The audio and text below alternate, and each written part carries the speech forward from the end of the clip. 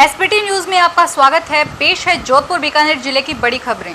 जोधपुर में विभिन्न मांगों को लेकर आंदोलन कर रहे किसानों में शामिल एक किसान पुखराज की तबीयत बिगड़ने से मौत हो गई। पुलिस ने शव को कब्जे में लेकर उसकी कोविड-19 जांच करवाई।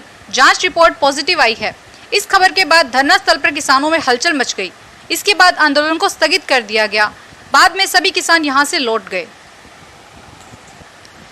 बीकानेर में कोरोना अब विकराल रूप लेता जा रहा है। लगातार पॉजिटिव केस मिलने के साथ साथ अब रोजाना कोरोना से लोगों की मौत भी होने लगी है। इससे अब प्रशासन के साथ साथ बीकानेर के लोगों को भी डरा रही है।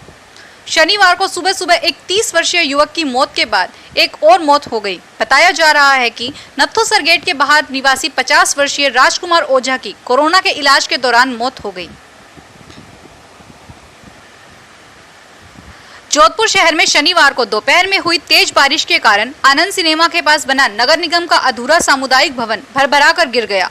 यह भवन खाली था, इसलिए किसी तरह की जनहानि नहीं हुई है। नाले के पास बने इस सामुदायिक भवन का निर्माण कार्य लंबे समय से अधूरा पड़ा था। सूचना मिलने पर निगम कर्मी मौके पर पहुंचे और निरीक्षण किया।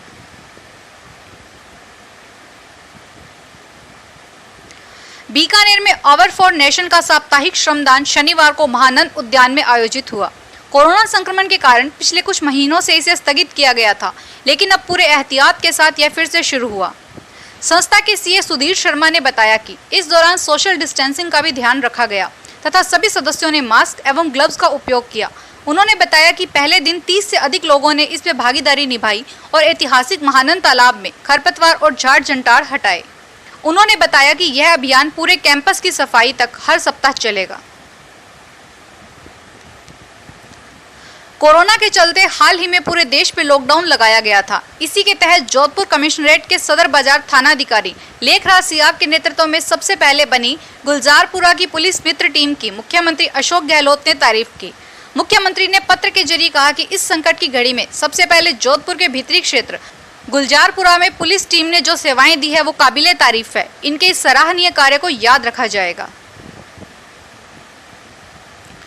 एनएसयूआई ने जोधपुर के जयनारायण व्यास विश्वविद्यालय के केंद्रीय कार्यालय के बाहर छात्र सत्याग्रह किया। एनएसयूआई के जिला अध्यक्ष दिनेश परिहार ने बताया कि देशव्यापी आह्वान के तर्ज पर आज एनएसयूआई ने भी जोधपुर में छात्र सत्याग्रह किया।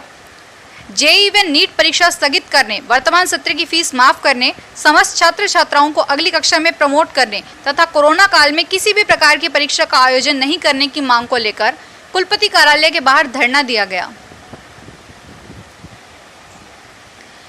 केंद्रीय जल शक्ति मंत्री गजेंद्र सिंह शेखावत ने नीट जेईई परीक्षा का विरोध करने और किसानों की समस्याओं को लेकर राजस्थान सरकार पर तीखा हमला बोला।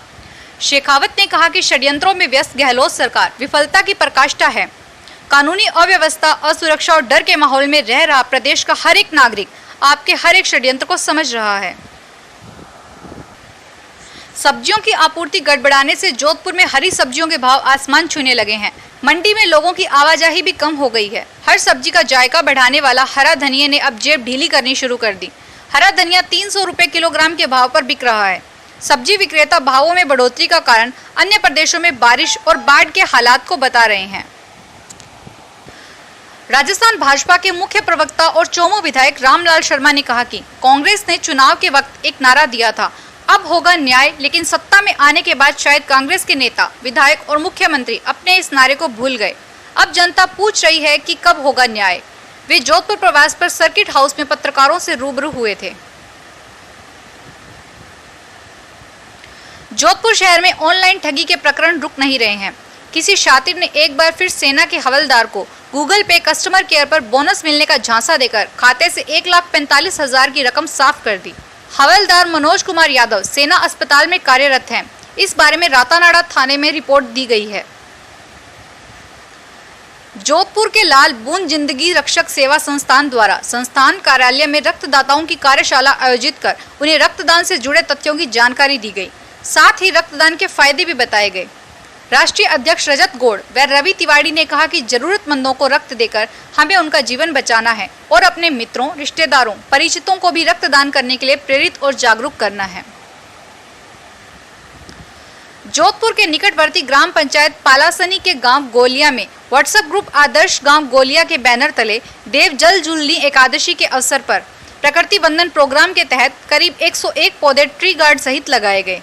इसके लिए पहले फंड जुटाया गया और गांव को हरा भरा बनाने हेतु मंदिर व विद्यालय परिसर, गांव के मुख्य मार्गों के दोनों तरफ सघन वृक्षारोपण एवं प्रत्येक घर में एक पौधा लगाने का मिशन शुरू किया गया।